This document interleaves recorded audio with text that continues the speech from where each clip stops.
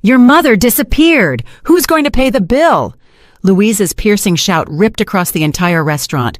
Every single diner turned to stare at our table.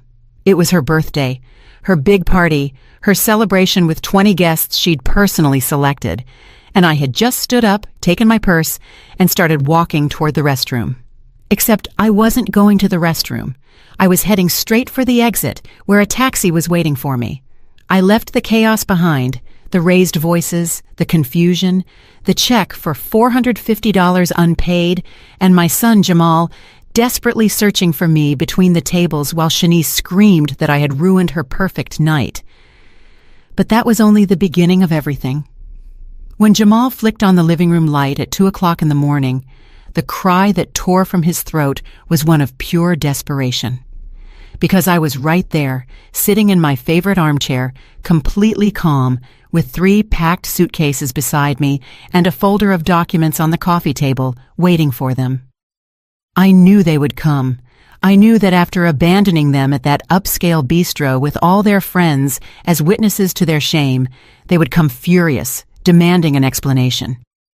Maybe they thought they could force me to return, to fix the mess, to pull out my credit card, as I always did. But that night, I was no longer the same woman they had been walking over for years. That night, Elara Jenkins, at 68 years old, had stopped being the convenient mother. I had become someone entirely different, someone who had finally found the courage to say, enough is enough. However, to understand how I reached that point, I need to tell you everything from the start. I need you to grasp that this wasn't a sudden whim or a bout of insanity, as Jamal yelled to the restaurant manager. It was the result of months, perhaps years, of swallowing my pride, of pretending it didn't hurt, of convincing myself that a mother's love means sacrificing everything, even my own dignity. It all started about 2 years ago. Jamal called me one Sunday afternoon with that special tone in his voice, the one he used when he needed something. I knew that tone well. I'd heard it hundreds of times since he was a teenager, but now Jamal was 35, with a stable job as a sales manager and a wife who made good money as a graphic designer. "Mama, I need to ask you an enormous favor. It's kind of urgent." My heart immediately raced. I thought of accidents, illnesses, serious trouble. A mother always imagines the worst first. "What happened, son? Are you okay? Is Shanice okay?" Yeah, everyone's fine. It's just, well, we had an unexpected expense with Shanice's car, and this month we're a little tight. Could you lend us $500? We'll pay you back next month, promise." $500. My Social Security was $800 a month. I lived paycheck to paycheck, but he was my son, my only son. How could I refuse him? "Of course, Jamal. I'll transfer it tomorrow. I'll wire it to you. You're the best mama in the world. I promise we'll pay you back soon." He never did. The following month, it was the air conditioning repair, $300. Then Shanice's birthday, $200 to help with the celebration. Next, an expensive gift they wanted to give an important business partner of Jamal's. Then their wedding anniversary. Then new furniture for the living room because the old pieces didn't match the decor anymore. In 6 months, I had loaned them over $3,000. And every time I timidly mentioned the possibility of them starting to pay some of it back, Jamal would look at me with disappointment. "Mama, I thought you did it because you love us, not because you expected something in return. I didn't know you were keeping score." Those words made me feel awful, like I was the villain, the petty, selfish mother who put a price tag on love. So I stopped mentioning the money, and they stopped pretending they would ever pay it back. The visits changed too. Before, Jamal would come over on Sundays for coffee to talk, to ask me how I was doing. Now, he only showed up when he needed something, and Shanice almost never came. When she did, she'd stay glued to her phone, answering in monosyllables if I tried to start a conversation. One day, they showed up without calling. It was a Friday evening, and I was preparing my simple dinner, a chicken broth with vegetables. I heard the key in the lock. Jamal had always had a copy of my keys for emergencies. "Hey, Mama, we brought Chinese food. Are you hungry?" Shanice walked in behind him, carrying several bags. For a moment, I felt joy. They had thought of me. They wanted to share dinner with me. "That's so sweet, son. I was just cooking, but don't worry about it. Save your food for tomorrow." "Nah, we're starving." They settled down at my table as if they were in their own home. They took out the food containers and served themselves onto my plates. I sat with them, smiling, trying to start a conversation. "How was work this week?" "Fine, Mama, fine. Shanice, pass me the soy sauce." "Jamal, did you remember the wine we left here last time?" "Sure did. It's in Mama's fridge. Mama, can you get it for us?"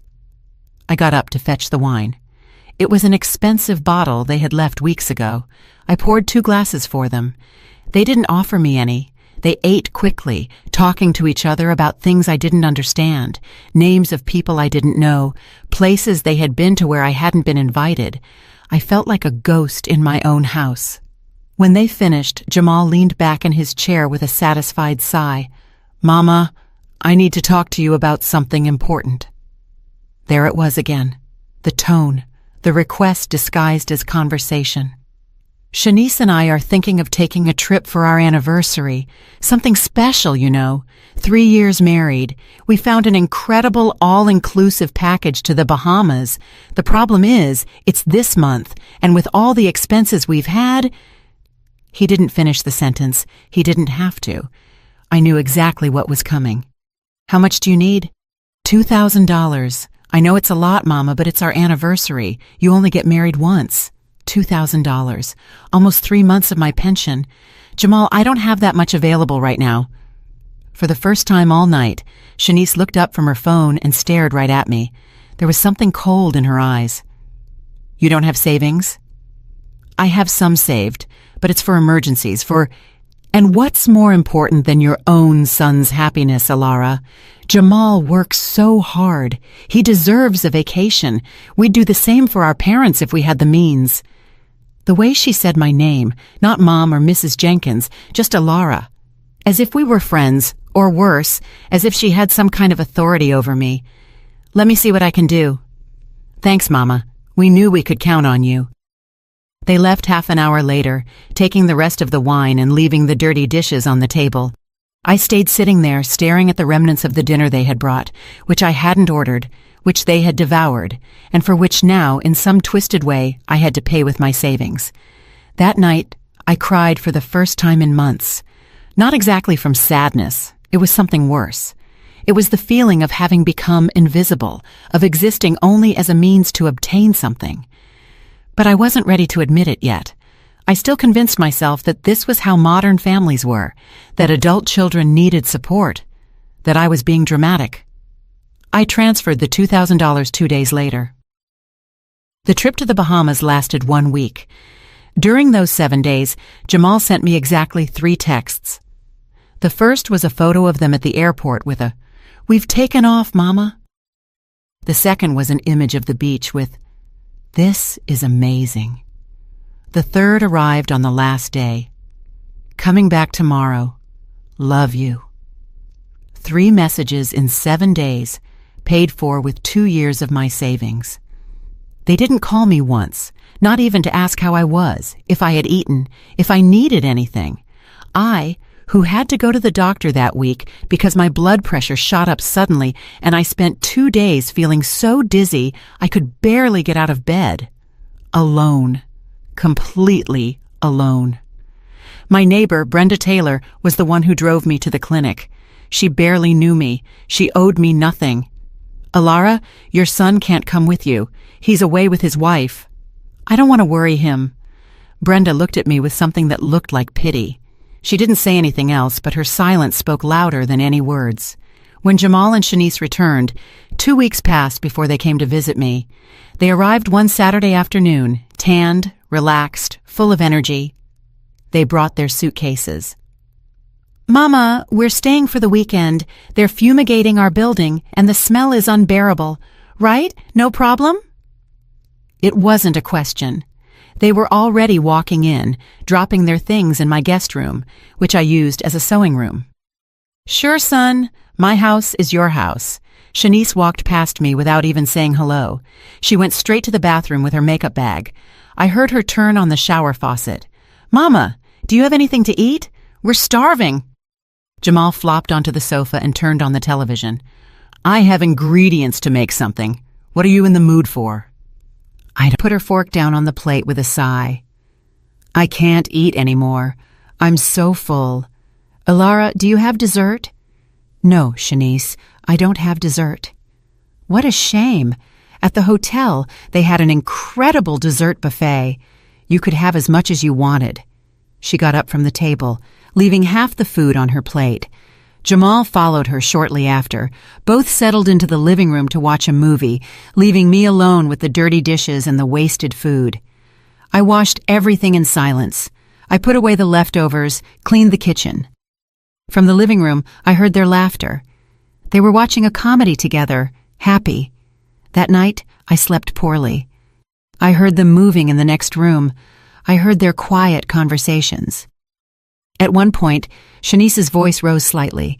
"No, Jamal, we've already asked her for too much this year. Give her some time." "Well, what do you want me to do? She's my mama. That's what mothers are for." "Yeah, but we need to be more strategic. We can't ask her every month. She's going to catch on. She's going to catch on." Those words hit me like a punch, as if there was a plan, as if I were a resource to be managed. I stayed awake until dawn, staring at the ceiling, feeling something inside me begin to break. On Sunday morning, I prepared breakfast, scrambled eggs, toast, fresh orange juice squeezed by hand. I set the table again with care. Jamal came down first, yawning, his hair messed up. "Morning, Mama. Smells good." Shanice appeared 20 minutes later, perfectly put together, with straightened hair and full makeup, as if for a photo shoot. "Is there coffee?" "Yes, I just made it." She poured a cup and sat down, looking at her phone. She didn't even try the food I had prepared. "Ilara, this coffee is instant." "Yes, it's what I always drink." "Oh, I only drink whole bean coffee. Instant makes my stomach hurt." "Don't you have another kind?" "No, Shanice, this is it." She sighed dramatically and pushed the cup away. Jamal ate quickly without speaking. When he finished, he wiped his mouth and looked at me with that expression I knew so well. "Mama, can I talk to you for a moment?" "Sure, son."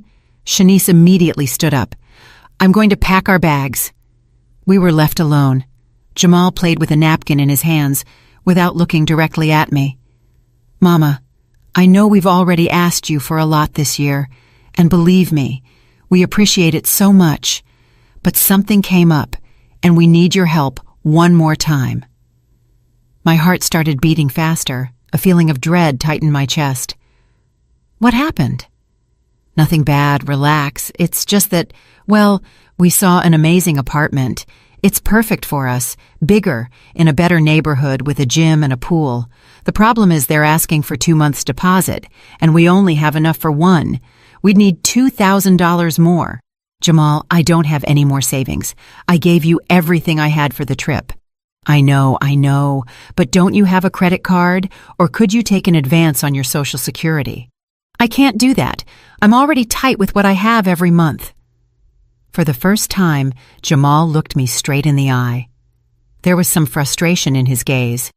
"Mama, I just don't get it. You live alone. You don't have big expenses. What do you spend your money on?" "On food, Jamal? On medicine? On utilities? On keeping up this house where you two come and stay whenever you want?" "Okay, don't get upset. I was just asking. I thought that as a family we could help each other." "I have helped you many times." "Yes, and we appreciate it, but this is different. It's an investment in our future. At some point you're going to get older, and you might need us to take care of you. This is like making sure we have a comfortable place where we can all be." "All." The word sounded hollow because I wasn't included in that all. It was just an excuse, an elegant way to make me feel guilty. "Let me think about it." "How long do you need? Because the apartment won't last long on the market." "A few days," Jamal sighed, clearly annoyed. "Fine, but try to decide fast." "Yes." He got up and went to find Shanice. 10 minutes later, they were at the door with their bags. "Thanks for everything, Mama. We'll call you this week." A quick kiss on the cheek, not even a hug, and they were gone. I stood at the door watching their car drive away. The house fell silent, a heavy, painful silence that made me feel more alone than ever. I went into the room where they had slept. Towels were thrown on the floor. The bed was unmade. They had used my expensive shampoo, the one I saved for special occasions. The bottle was nearly empty. In the bathroom, I found the tube of toothpaste squeezed from the middle, the cap left open. Shanice's hairs in the sink, makeup stains on my white towel. I cleaned everything like an automaton, changed the sheets, tidied up, erased every trace that they had been there. But I couldn't erase what I had overheard the night before. We need to be more strategic. As if I were a problem to solve, an obstacle to manage. That night, sitting in my empty living room with the television off and only the sound of the clock ticking the seconds, something shifted inside me. It was small still, just a whisper, but it was there. The doubt, the uncomfortable question I had been avoiding for months. When did I become this? Someone who only matters for what she can give. The following days were strange. Jamal called me 3 times that week, 3 times in 7 days, more than he had called me in the last 2 months combined. But I knew it wasn't because he was worried about my health or because he missed me. It was because he needed an answer about the money for the apartment. "Mama, have you thought about it yet? I need to know because the owner is pressuring us." "Jamal, I really can't. I have nowhere to get that amount." "But did you try taking out a loan? There are options. Mama, I'll help you look for a loan." He wanted me, a 68-year-old woman with an $800 a month pension, to take out a loan to finance their luxury apartment. "I'm not going into debt, son." The silence on the other end of the line was long, uncomfortable. "All right, I understand. I guess we'll have to look for another option." He hung up without saying goodbye, without saying I love you, without asking how I was. He just hung up. For 2 weeks I heard nothing from him, nothing, not a call, not a text. It was as if I had ceased to exist the moment I stopped being useful to them. I spent my time looking at the phone, waiting. Every time it rang, my heart jumped, thinking it would be Jamal, but it was only telemarketing calls or bank messages. The loneliness began to weigh on me in a different way. It wasn't just being physically alone. It was feeling like I mattered to no one. One afternoon, Brenda invited me to coffee at her place. I almost never accepted invitations because I always thought Jamal might show up or call. But that day, after 2 weeks of silence, I accepted. Her house smelled like cinnamon and fresh coffee.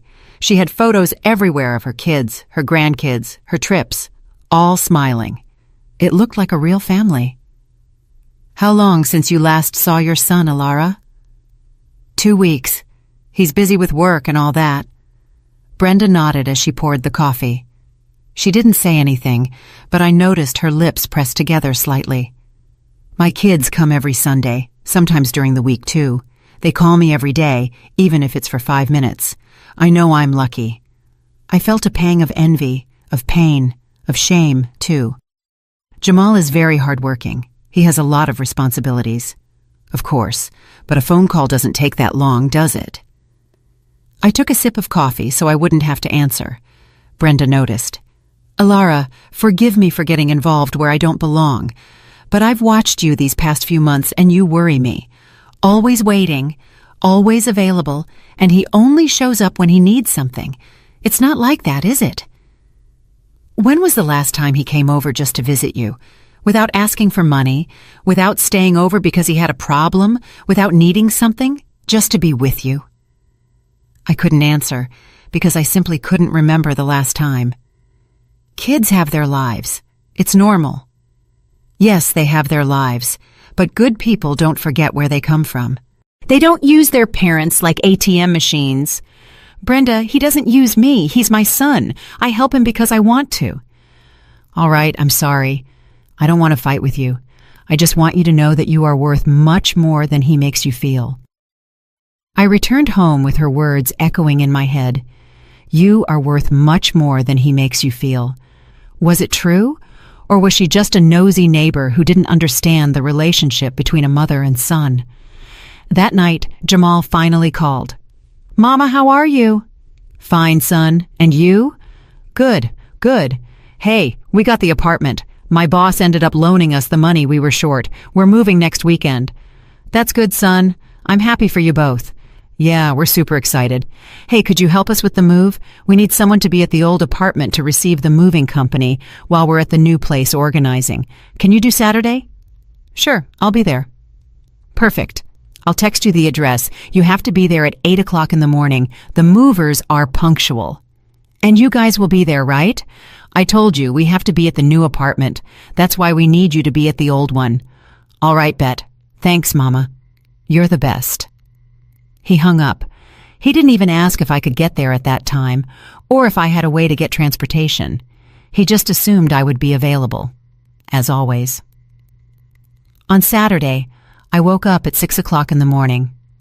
I took 2 buses to get to their old apartment. It was cold, and my knees ached from the dampness. I arrived at 7:50. The movers showed up right at 8. They were 3 big men who started loading boxes and furniture without saying much to me. I stayed there, supervising as Jamal had asked, making sure they didn't forget anything. By 11 o'clock in the morning, the apartment was empty. I stood in the middle of the unfurnished living room, looking at the marks on the floor where the sofas had been, the lighter squares on the walls where they had hung pictures. I sent a text to Jamal. "The move is over. Everything is clear." It took him 2 hours to reply. "Okay, thanks. Leave the keys with the doorman." That was it. Not "how did it go?" Not "do you want to come see the new place?" Not "do you have a way to get home?" Nothing. I left the keys with the doorman and left. I took the 2 buses back. I arrived home at 3 o'clock in the afternoon, exhausted, with swollen knees and a terrible headache. I made myself a cup of tea and sat on my sofa. I looked at my phone. No more messages, no calls. It was at that moment, in the absolute silence of my empty house, that something inside me finally snapped. It wasn't dramatic. There were no tears. Just a cold clarity that struck me like lightning. I wasn't their mother. I was their employee, their personal bank, their emergency resource. But I wasn't their mother, because mothers deserve love, and what I was receiving wasn't love. 2 weeks later, I received an invitation by text. It wasn't exactly an invitation. It was more of an announcement. "Mama, Shanice's birthday is October 15. We're celebrating at the Red Velvet Bistro at 8 p.m. Confirm if you can come." The Red Velvet Bistro, one of the most expensive restaurants in the city, the kind of place where dinner could easily cost $60 per person. And knowing Shanice, it wasn't going to be a simple dinner. I confirmed that I would go, not because I wanted to, but because I still held that foolish hope that maybe at a family celebration I could reclaim some of the connection I felt I had lost with my son. The days leading up to the birthday were weird. Jamal didn't call me once, but Shanice called 3 times. "Alara, did you buy my gift yet?" The question caught me off guard. I hadn't even thought about it. "Not yet, Shanice. Is there anything specific you want?" "Well, I have a wish list at Neiman Marcus. I can send you the link. There are things at different prices, but obviously the ones I like best are between $200 and $300. $300 for a gift for my daughter-in-law, who didn't even treat me with respect, who barely spoke to me, who called me by my first name as if we were friends, when clearly we weren't. I'll see what I can do." "Perfect. And one more thing. There are going to be like 20 people at the dinner. Jamal and I are paying for our part, obviously. But it would be nice if you, as the mother-in-law, could cover something too, I don't know. Maybe the drinks or the dessert. What do you think?" She didn't ask if I could. She told me it would be nice, as if it were my obligation, as if I had the duty to finance her birthday party with 20 guests I didn't even know. "Shanice, I don't know if I can cover anything extra. It's been a tough month." "Oh, Ilara, it's my birthday. I only turned 30 once. Can't you really make an effort?" Her voice had that tone I had learned to recognize, half complaint, half manipulation, the tone she used to make me feel like the bad guy in the story. "I'll see what I can do." I knew you would. You're the best mother-in-law in the world." She hung up before I could say anything else. I sat there with the phone in my hand, feeling the rage begin to grow inside me. A silent, contained, but very real rage. I spent the days before Shanice's birthday in a kind of haze. I knew I had to buy a gift. I knew I would probably end up paying for part of that dinner, and I knew that after all of it, I would still be invisible to them. I went to the department store Shanice had indicated. I walked in with my old purse, my worn shoes, feeling completely out of place among all the elegant people buying expensive things. I looked up Shanice's wish list on one of those digital kiosks. When I saw the prices, I felt the floor move beneath my feet. The cheapest item cost $180. It was a set of towels. Towels. The items she really liked, the ones she had marked as favorites, ranged from $300 up to a designer handbag, a French aroma diffuser, some Italian shoes. I stood in front of that screen for 10 minutes, fighting back tears but refusing to cry in the middle of that store. Finally, I chose the towel set, $180 that left me with almost nothing for the rest of the month. The cashier wrapped it in elegant paper with a gold bow. It looked pretty, expensive, as if I were someone who could afford that luxury. "It's a special gift for my daughter-in-law. It's her birthday." "How nice. I'm sure she'll really appreciate it." I smiled without replying because I knew she wouldn't. I knew Shanice would open it, look at it for 2 seconds and say something like, "Oh, these are nice, thanks," and never mention it again. On the day of the birthday, I dressed up as best I could. I put on my least old dress, the one I saved for special occasions. I put on a little makeup, carefully fixed my hair. I wanted to look presentable. I wanted Jamal to be proud of his mother. I arrived at the Red Velvet Bistro right at 8 o'clock.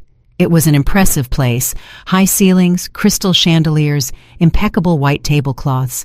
The kind of place where you feel poor just breathing the air. A hostess greeted me with a professional smile. "Do you have a reservation?"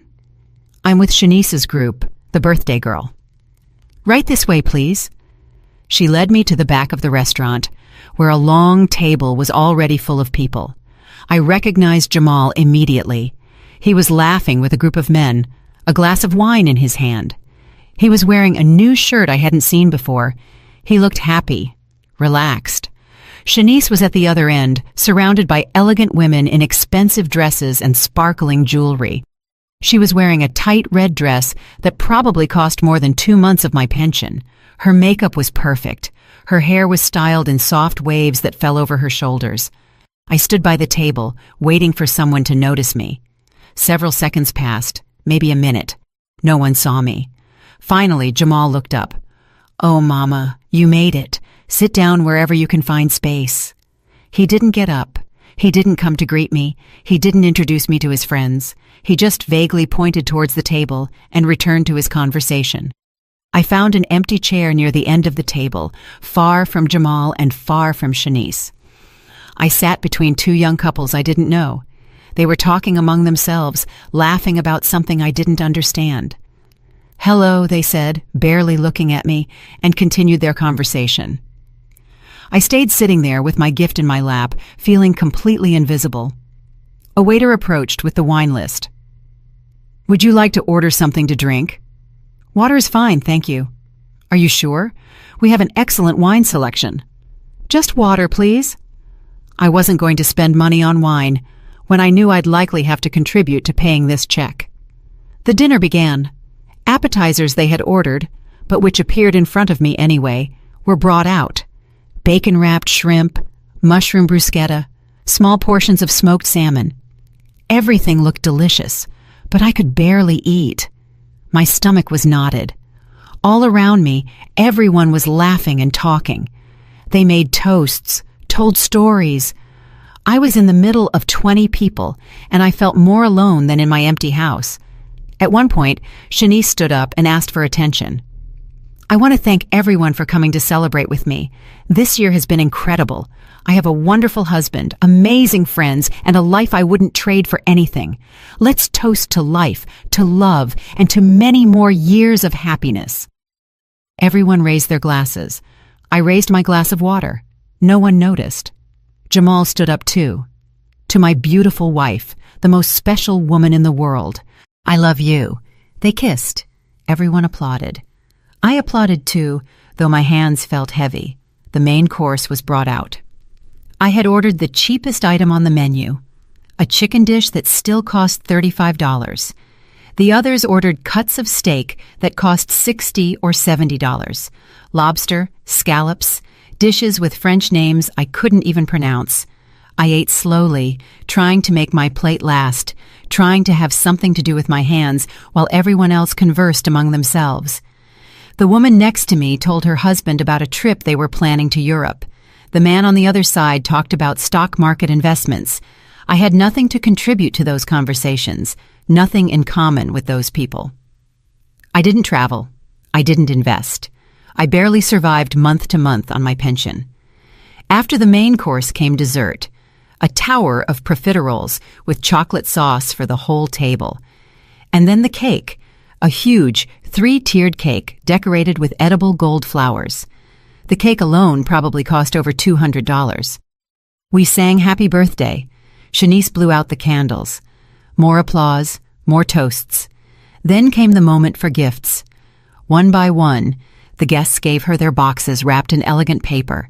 She opened them with enthusiasm, showing off each gift: French perfume, a designer wallet, gold earrings, a spa certificate, each gift more expensive than the last. When my turn came, I extended my box with the gold bow. "Happy birthday, Shanice." "Thanks." Shanice quickly opened the gift. She looked at the towels. She didn't even take them completely out of the box. "Oh, these are nice. Thanks." And she put the box aside and moved on to the next gift. $180 dismissed in 2 seconds. I felt something hot rise in my throat. It wasn't tears. It was rage. A rage that had been accumulating for months and now threatened to explode. When she finished opening all the gifts, the waiter brought the check. He left it in the center of the table. No one touched it for a moment.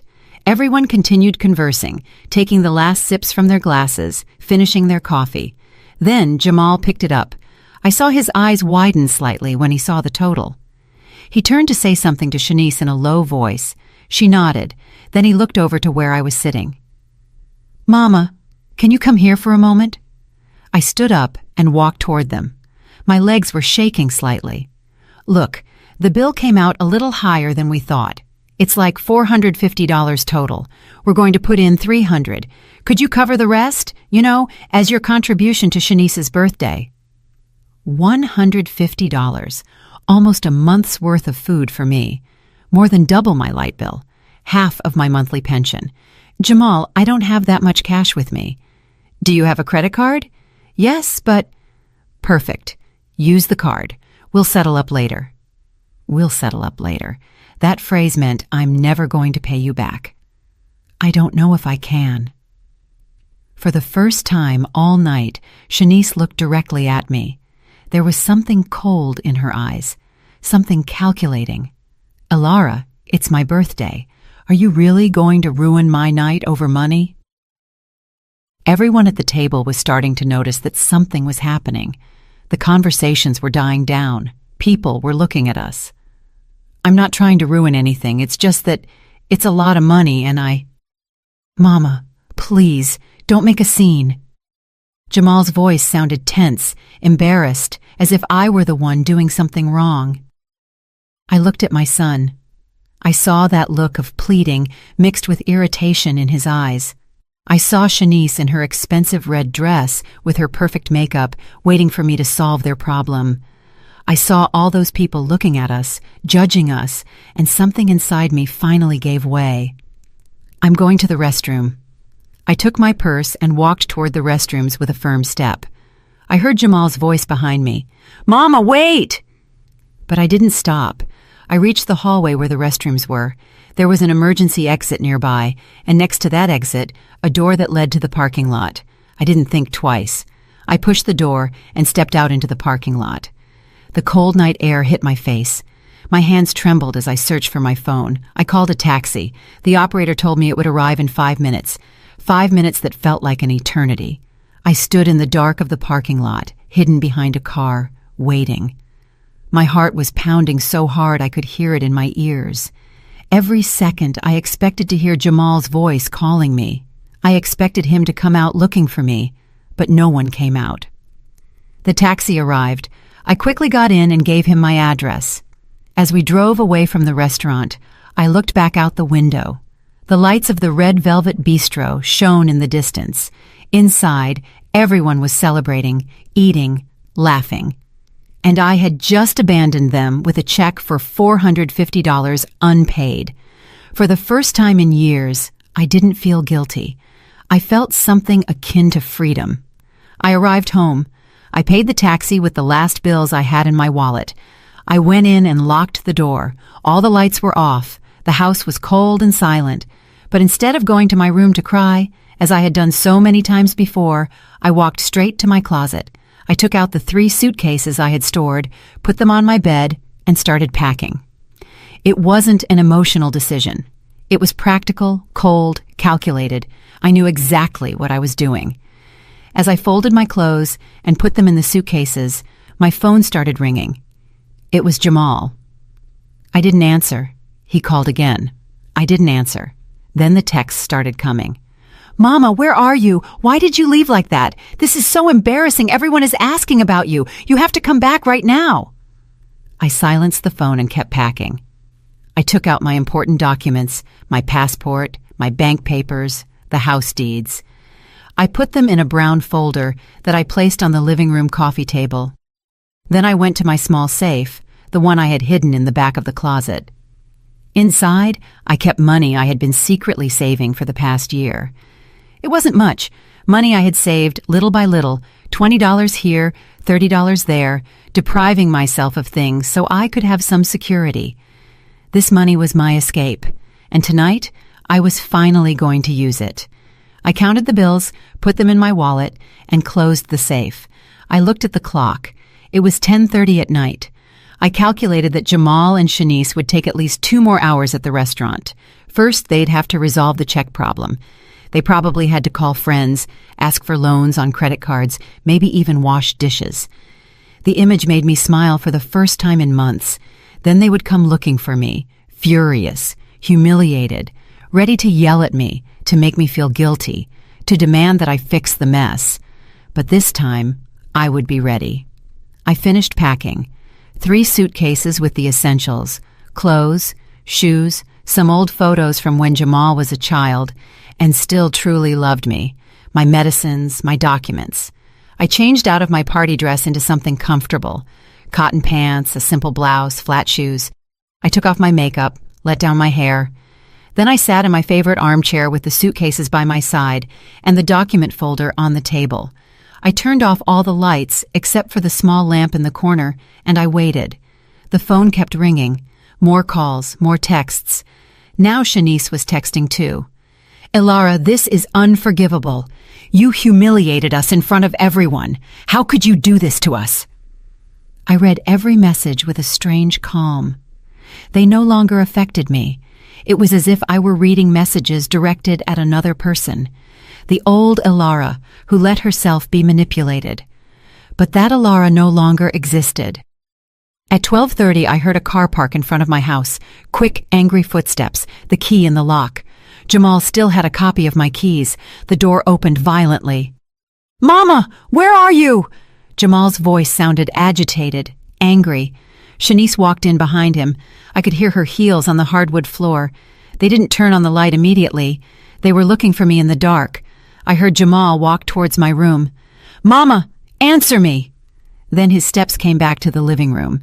His hand found the main light switch. He flipped it, and there they saw me, sitting calmly in my armchair with my suitcases to one side, my documents on the table, looking at them with a serenity they had never seen from me.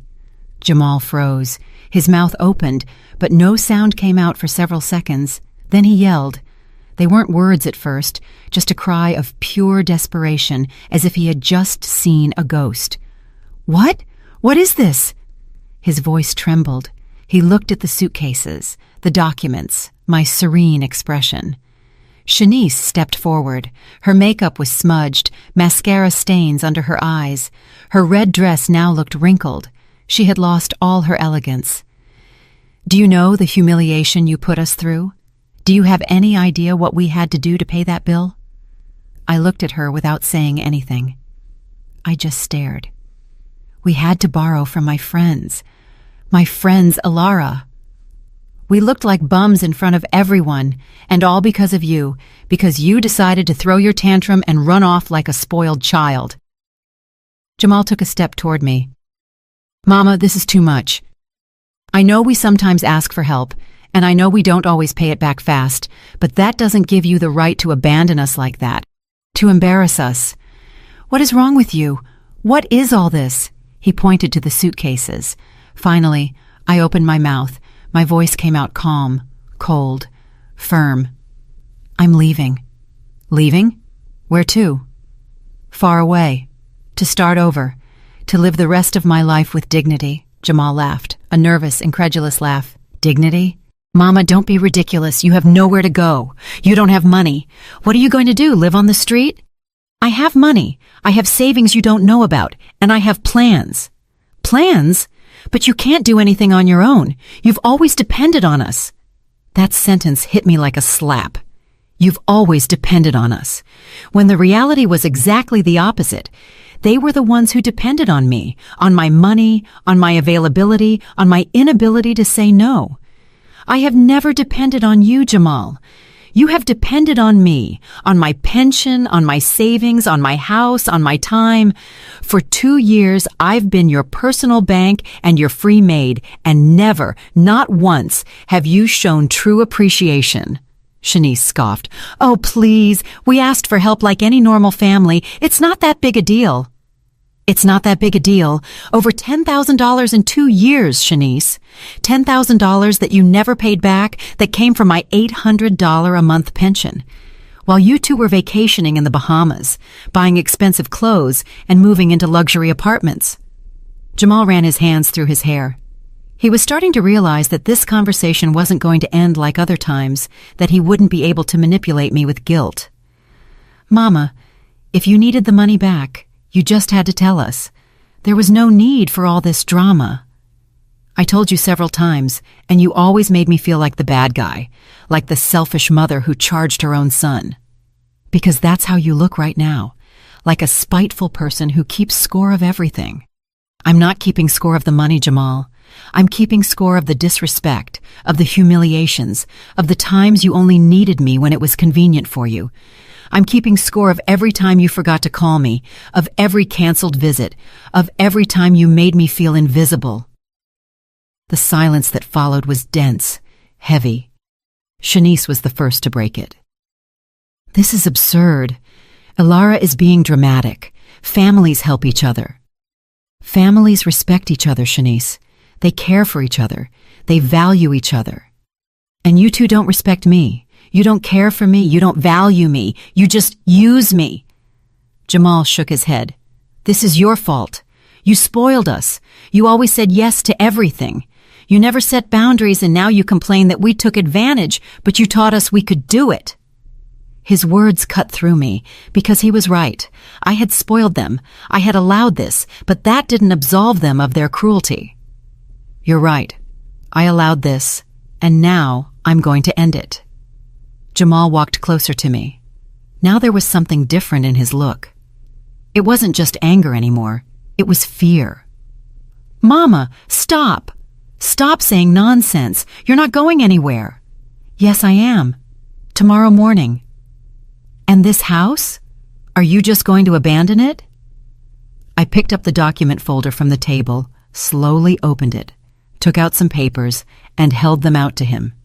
This house is no longer mine. Jamal took the papers with trembling hands. His eyes scanned the lines. I saw his face change color, from the red of rage to the white of shock. You sold the house.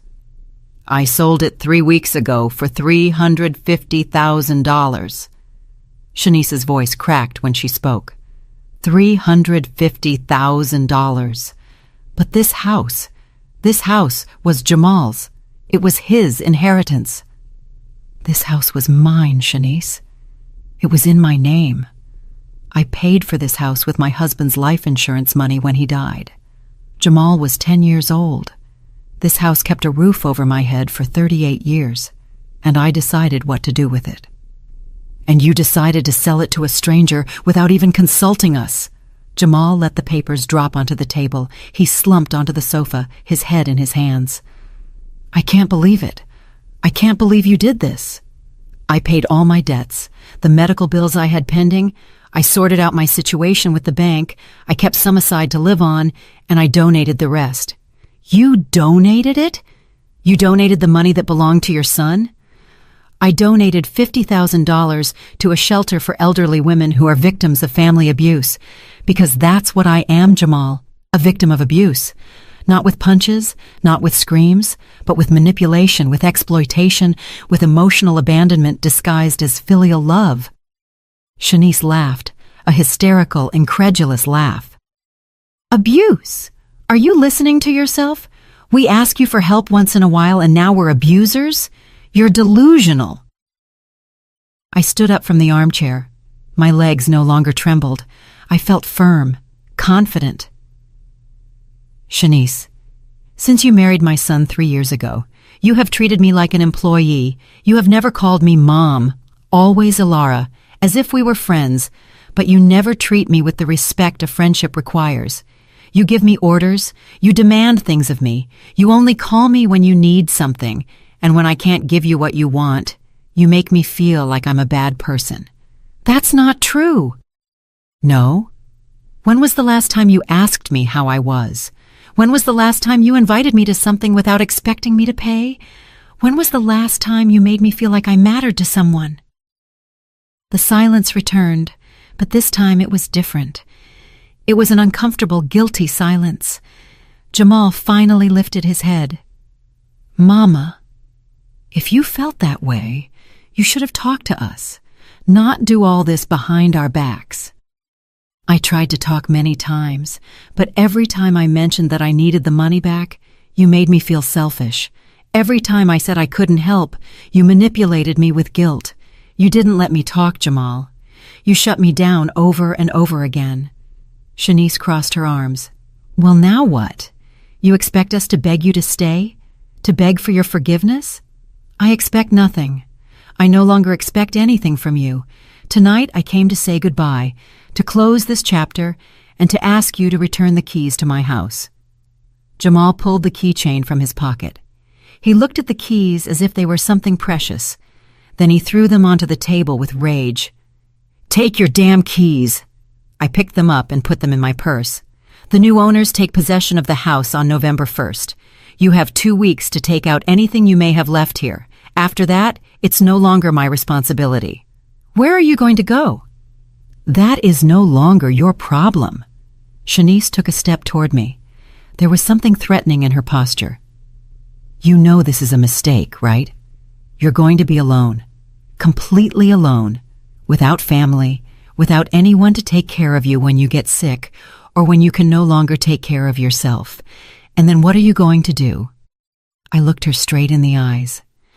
I prefer to be alone and at peace than accompanied and miserable.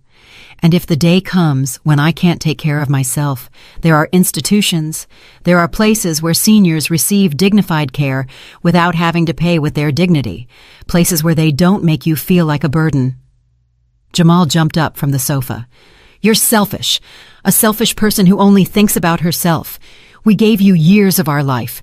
We included you in our celebrations. We made you feel like part of the family, and this is how you repay us? You made me feel like part of the family, Jamal? Tonight, I sat at that table surrounded by 20 people, and I felt more alone than ever. No one spoke to me, no one asked me anything. I was just the wallet that was supposed to show up at the end to pay the bill. That's not family, that's exploitation. Enough! I don't want to hear any more of your victim complaints. Jamal's voice was cold. Now all trace of pleading had disappeared. Only contempt remained. Then leave. Get out of my house. You have 2 weeks to collect your things. After that, I don't want to see you again. You don't want to see us again? Just like that? After everything we did for you? What exactly did you do for me, Shanice? Tell me one thing, one real thing you have done for me in the last 2 years. She didn't know how to respond. She stood there searching for something to say, but found nothing. Jamal took Shanice by the arm. Let's go. There's no point in talking to her. She's crazy. They walked toward the door, but before going out, Jamal turned one last time. You're going to regret this, Mama. You're going to miss us. You're going to need us. And when that happens, we won't be there. I know. And that's fine. The door closed with a loud bang that shook the walls. I heard the car start, the tires screech on the pavement, and then silence. I stood in the middle of my living room, breathing deeply. My heart was racing, but not from fear. It was pure adrenaline. For the first time in years, I had defended my dignity. I had said no. I had set boundaries. I sat back down in my armchair. I looked at the suitcases. I looked at the documents. Everything was ready. I barely slept that night, not from anxiety or regret, but from excitement, from the strange and marvelous feeling of having regained control of my own life. At 6 o'clock in the morning, I got up, took a long shower, dressed in comfortable clothes, took my suitcases, and called a taxi. Before leaving, I walked through the house one last time. I ran my hand over the walls. I remembered the happy years when my husband was alive, when Jamal was a sweet little boy who hugged me and told me I was the best mama in the world, when this house was full of laughter and true love. But those times no longer existed, and clinging to their memory was only hurting me. The taxi honked outside. I grabbed my suitcases, closed the door, and put the keys in the mailbox for the real estate agent who would arrive later. I got into the taxi. Where to, ma'am? To the bus terminal. During the ride, my phone rang. It was Jamal. I didn't answer. He called again. He sent texts. Mama, we need to talk. Please answer. Don't do this. I turned off the phone. At the terminal, I bought a ticket. A 6-hour trip north, toward the coastal town where I was born, where my cousin Aisha Monroe, the only person in my family who had kept in touch with me all these years without asking for anything in return, still lived. I had written to her the week before, told her everything, and she, without hesitation, had told me I could stay with her for as long as I needed, that she had a spare room, that it would be an honor to have me near. I boarded the bus, found my seat by the window, stored my luggage, and sat down. The bus pulled away. I watched the city recede through the window, the streets I had walked for years, the buildings I knew, the life I had built and was now leaving behind. And for the first time in a long time, I didn't feel sadness. I felt relief. The bus trip was long but quiet. I spent the first few hours looking out the window, watching the urban landscape slowly transform into open fields, then mountains, finally the coastal highway. The sea appeared on the horizon like a brilliant line that reminded me of my childhood, the summers I spent running on the beach, the simple days when happiness cost nothing. Next to me traveled a young woman with a baby. The child cried occasionally, and she rocked him with infinite patience. At one point, she looked at me apologetically. I'm sorry if he's bothering you. He's cranky from the trip.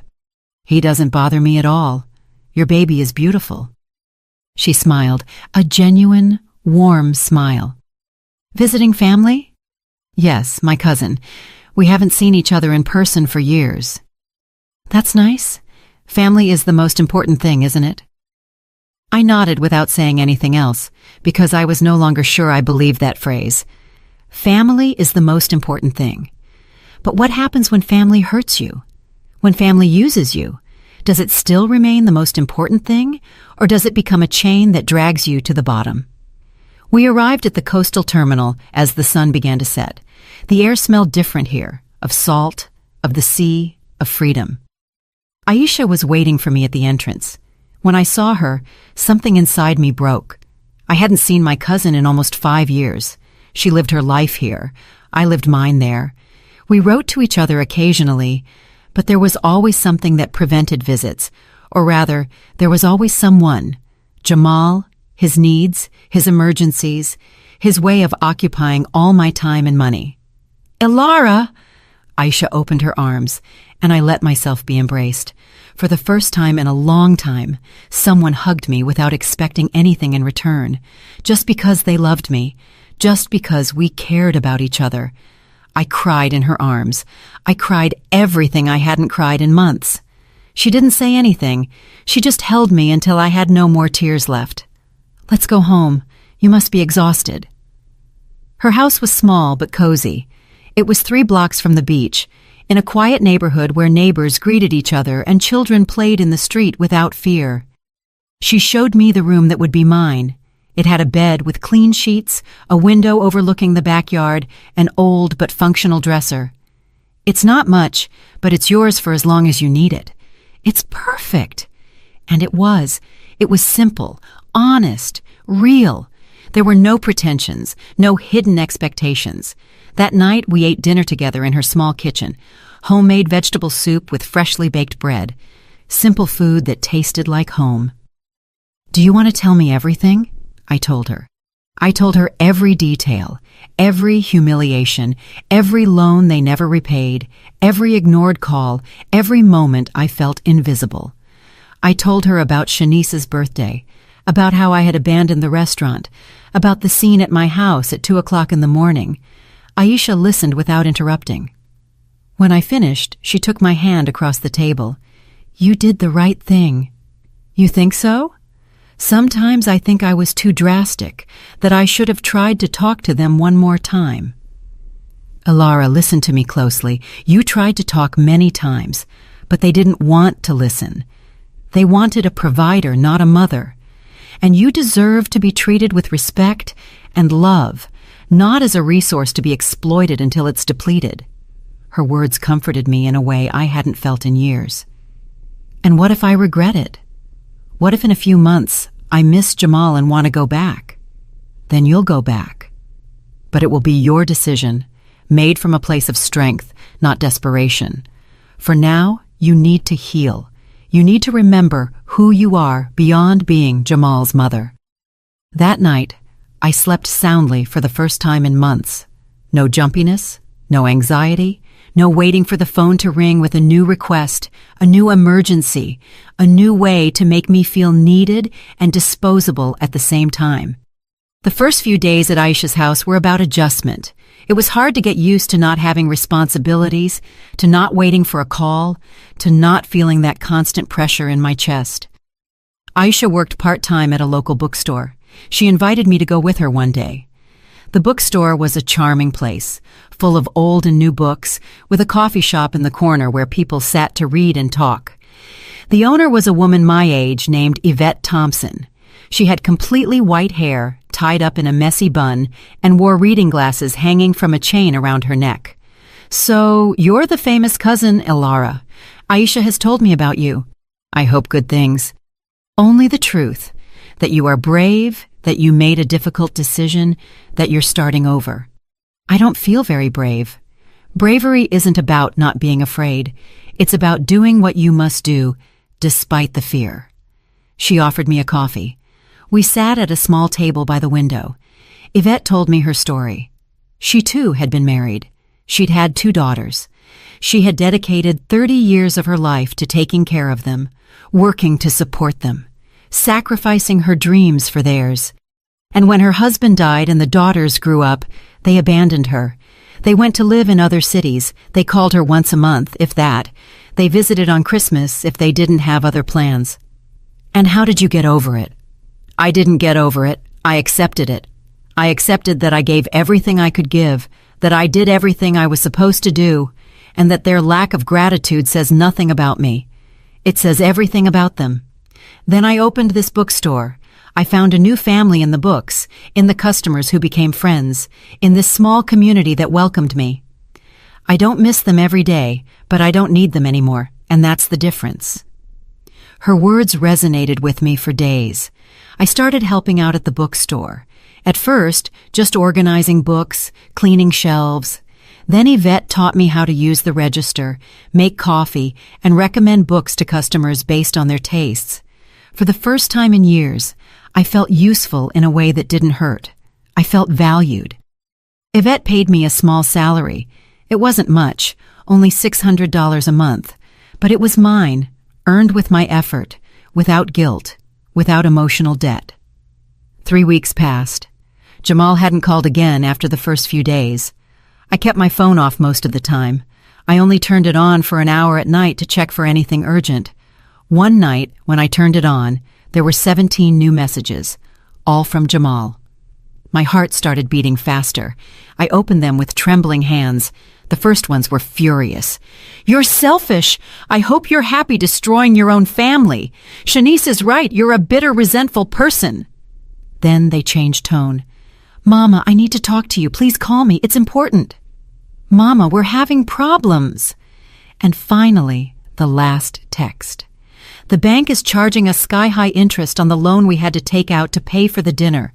We're behind on the payment for the new apartment. If we don't get money soon, we're going to lose the deposit. We need your help."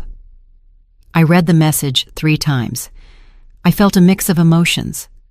Part of me, that old part that had spent decades being a self-sacrificing mother, wanted to call him, wanted to help, wanted to fix his problems. But another part of me, newer, stronger, knew the truth.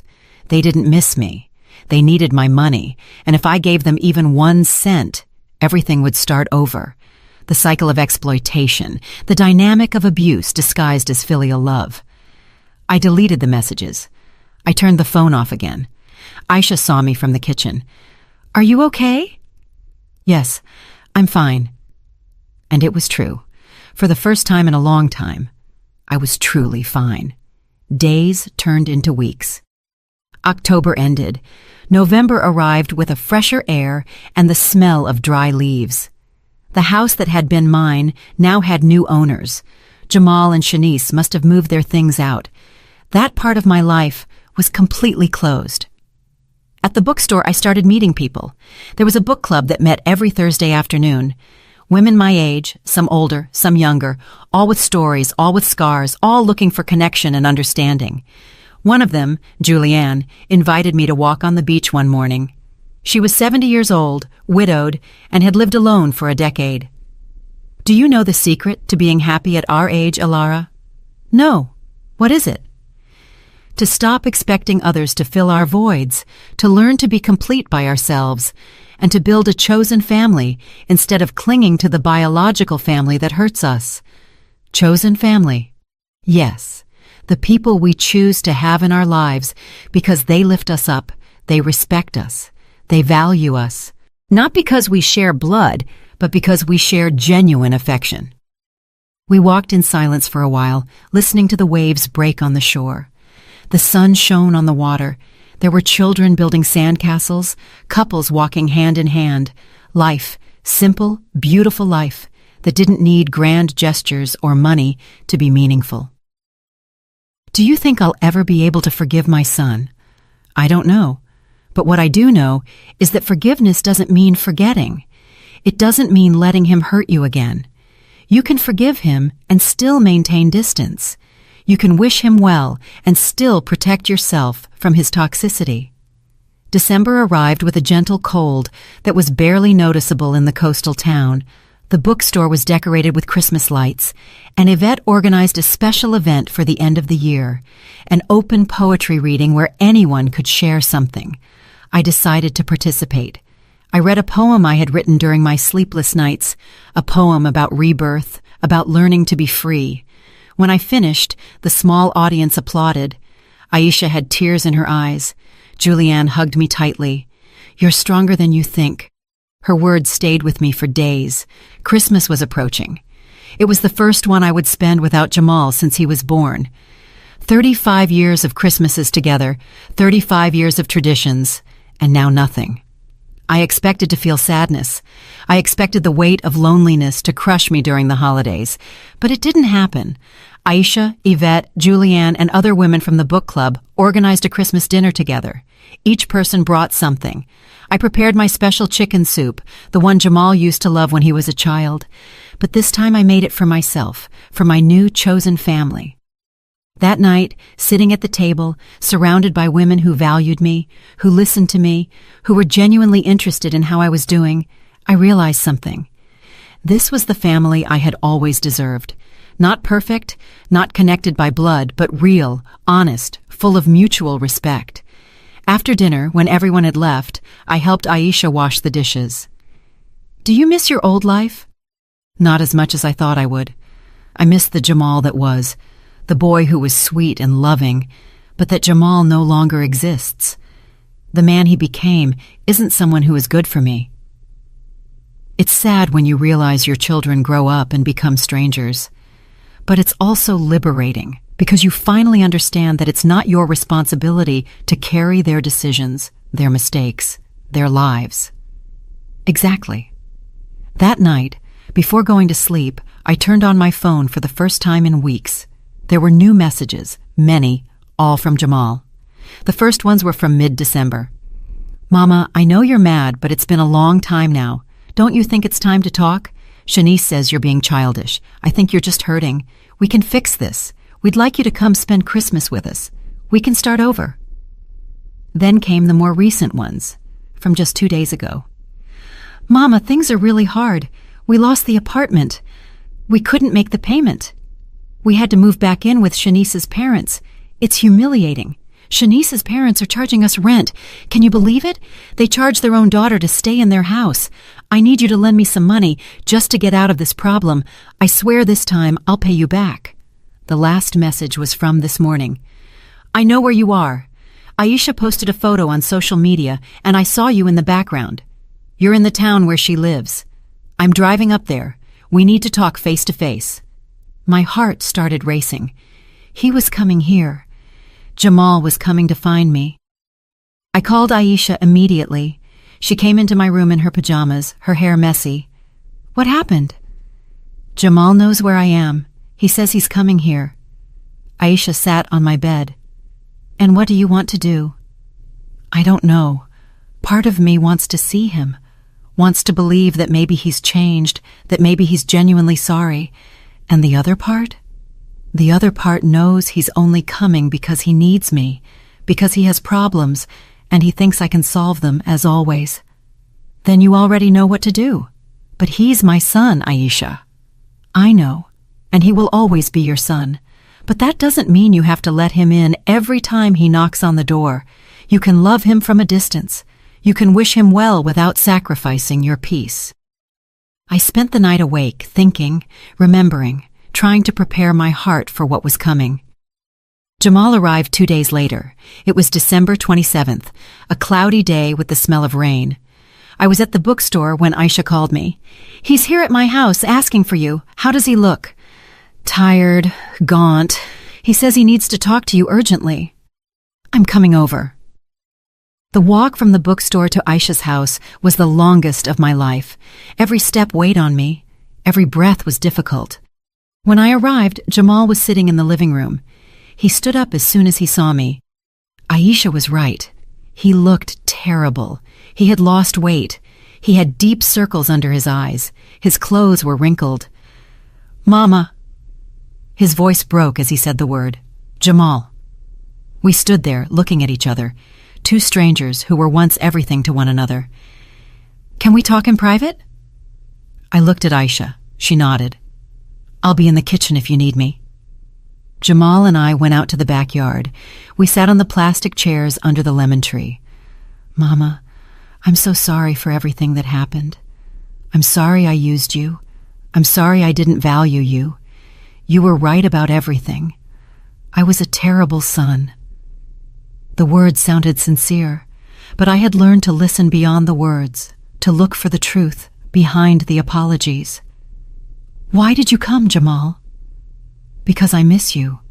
Because I want to fix our relationship. Only for that." He fell silent. His eyes filled with tears. "Because everything fell apart, Mama. We lost the apartment. Shanice and I are fighting all the time. Her parents treat us like a burden. I have no one else. You're my only family." There it was, the truth. He didn't come because he missed me. He came because he needed me. "Jamal, do you know how many messages you sent me in those 3 months?" "I don't know. A lot, I guess." 47 messages. "Do you know how many of those messages were just to ask me how I was doing? without asking for anything, without needing anything? He fell silent. None, Jamal. Not one. Every message was about you. Your problems, your needs, your money. You never asked if I was okay, if I was happy, if I needed anything. I'm sorry. Are you truly sorry, or are you just sorry you lost your resource? Because I think it's the latter. It's not like that, Mama. I love you. I've always loved you. Love isn't just words, Jamal. Love is action. It's respect. It's reciprocity. For 2 years, I gave you everything I had. Money, time, energy, and I never received anything in return except more demands. I know, and I want to change. Give me a chance to prove it to you. How? By lending you more money? By letting you keep using me until I have nothing left? No, I got a new job, better paying. I'll be able to pay you back everything I owe you. Everything, Jamal? You owe me over $10,000. I know, but little by little I'll pay it back, I swear. I don't want your money anymore. I want my peace, and you don't give me peace. You give me anxiety. You give me sadness. You make me feel like I'm only worth what I can give you. That's not true. No? Then tell me, when was the last time you came to see me just because you wanted to be with me? When was the last time you invited me out and paid yourself? When was the last time you worried about my health, my dreams, my happiness? He didn't know how to answer. You can't, can you? Because it never happened. I was always the one giving, and you were always the one receiving. Tears ran down his face now. So what do you want me to do? Beg for forgiveness on my knees? Suffer? Grovel? I don't want any of that. I just want you to leave me in peace, to let me be happy without guilt, to understand that I have the right to live my life without being tied to your constant needs. But you're my mother, and you are my son. But that doesn't make me your property. It doesn't make me your solution to every problem. You're an adult. It's time for you to act like one. He got up from the chair. He walked a few steps. He ran his hands through his hair. When he turned around, there was something different in his gaze. The mask of vulnerability had dropped. Now only rage remained. So that's it? You abandoned me, just like you abandoned the dinner, just like you abandoned the house, just like you abandoned Shanice and me? I didn't abandon you. You discarded me long before that. I just stopped being available to be used. You know what? You're right. I didn't come here to fix anything. I came because I needed money, because I thought I could still convince you. But I see you've become selfish and bitter. His words didn't hurt me as they used to. It was as if I had developed a protective layer, an invisible armor made of self-respect and clarity. If being selfish means taking care of myself, then yes, I'm selfish. If being bitter means not letting myself be exploited anymore, then yes, I'm bitter and I'm at peace with that. Jamal shook his head, incredulous. I don't recognize you. You're not the mother I raised. Exactly. I'm no longer the mother you raised to serve you. Now I'm the woman I should have always been. A woman with dignity, with boundaries, with self-love. He turned to leave, but before reaching the garden door, he stopped. And if I ever need you, if something serious happens to me, you won't be there either? The question hit me in the chest because there was the eternal dilemma of every mother. Where does love end, and where does self-destruction begin? If something truly serious happens to you, something that threatens your life or your safety, I want you to know that you will always be my son. But your money problems are not life or death emergencies. They are consequences of your decisions, and those are no longer my responsibility. We looked at each other one last time. I saw in his eyes that he finally understood, that there was no turning back, that the mother he knew no longer existed. Goodbye, Mama. Goodbye, Jamal. I watched him walk away, his figure growing smaller and smaller until he disappeared. And then I let out the cry I had been holding back. I cried for the son I lost, for the relationship that was never what I dreamed, for the years I gave without receiving. I cried for everything. Aisha came out to the garden and hugged me without saying anything. She just held me while I emptied all the pain I carried inside. You did the right thing.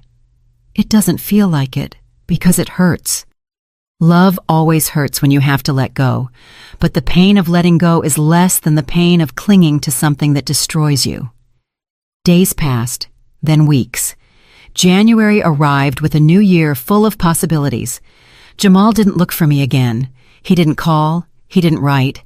And although part of me still hoped for some message, a larger part learned to live with his absence. In February, Yvette offered me a full-time job at the bookstore. I accepted immediately. With my $600 monthly salary plus my pension, I could live comfortably. It wasn't a life of luxury, but it was a dignified life, a life that was mine. I moved into a small apartment 2 blocks from the beach, a tiny space, but enough, with a kitchen where I prepared my meals, a living room where I read in the evenings, a bed where I slept soundly without anxiety. The book club became my favorite routine.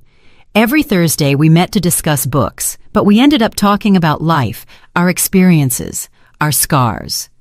We all had similar stories: ungrateful children, families that had used us, relationships that had drained us, but we also had hope.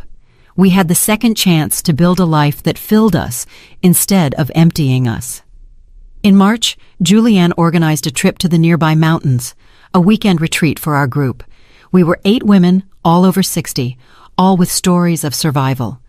During that weekend, sitting around a bonfire under the stars, we shared our deepest truths, our regrets, our dreams, our fears. When it was my turn to speak, I said something I had been holding in my heart.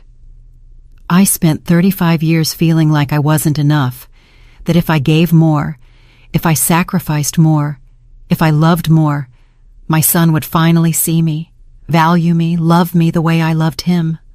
But the truth is, I was never the one who wasn't enough. He was the one who wasn't willing to see me. All the women nodded. Some cried, because we had all lived some version of that story. Yvette spoke next. The hardest thing I've had to learn is that you can't force anyone to value you, not even your own children.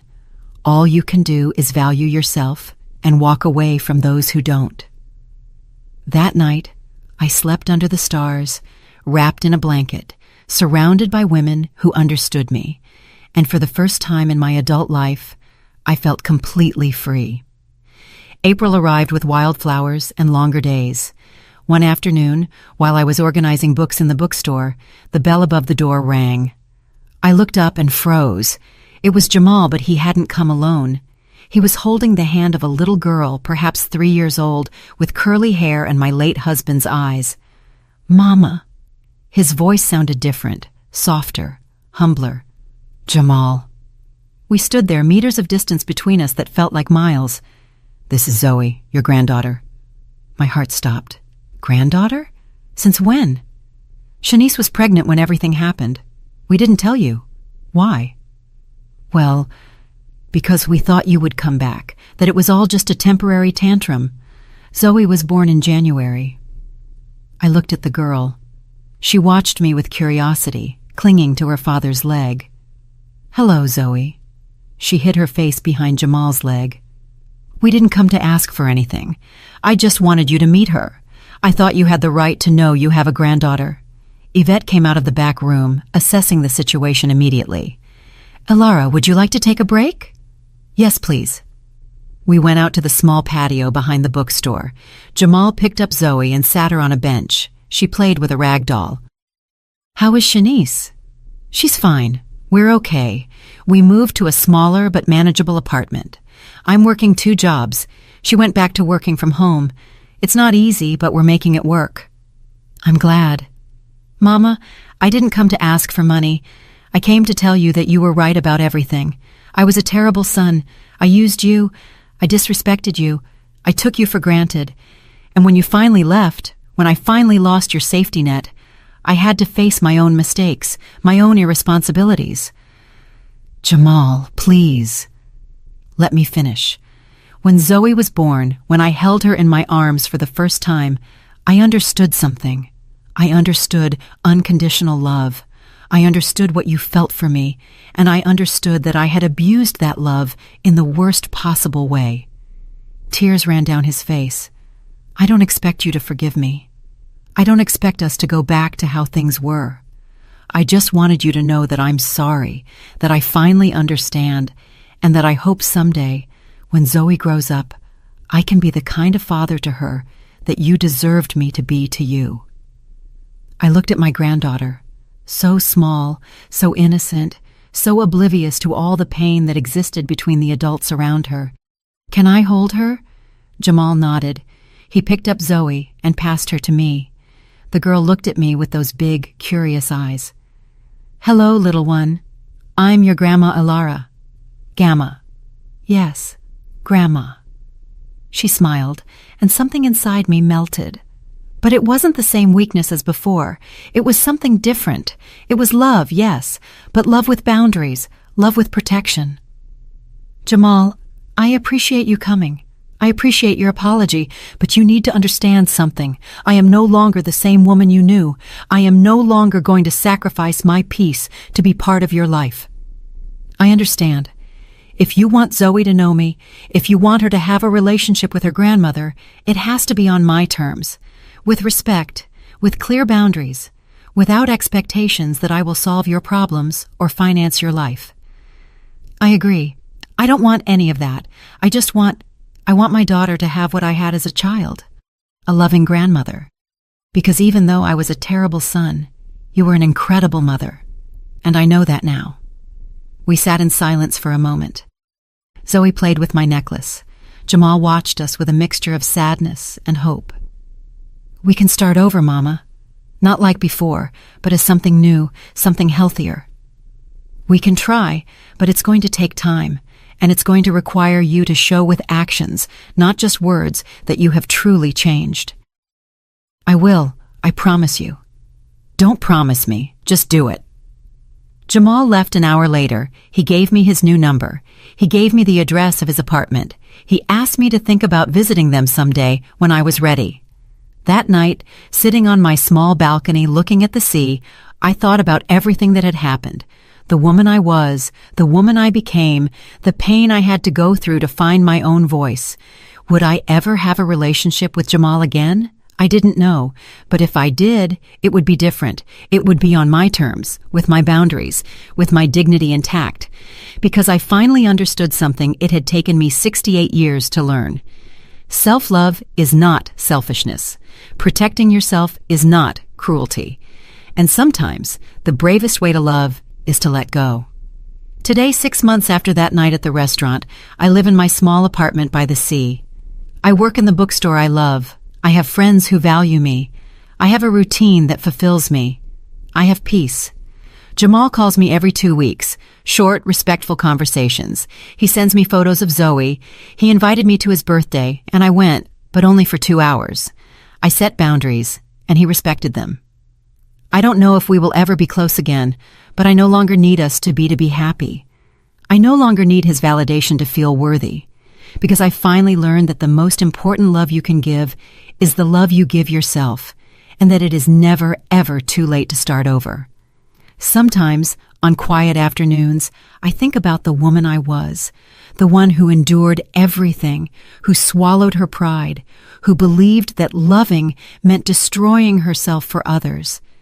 And I thank her. I thank her for enduring all that she endured, because without that pain, I never would have found the strength to change. But I am also glad to have let her go, to have found the courage to become who I am now, a free, dignified, complete woman.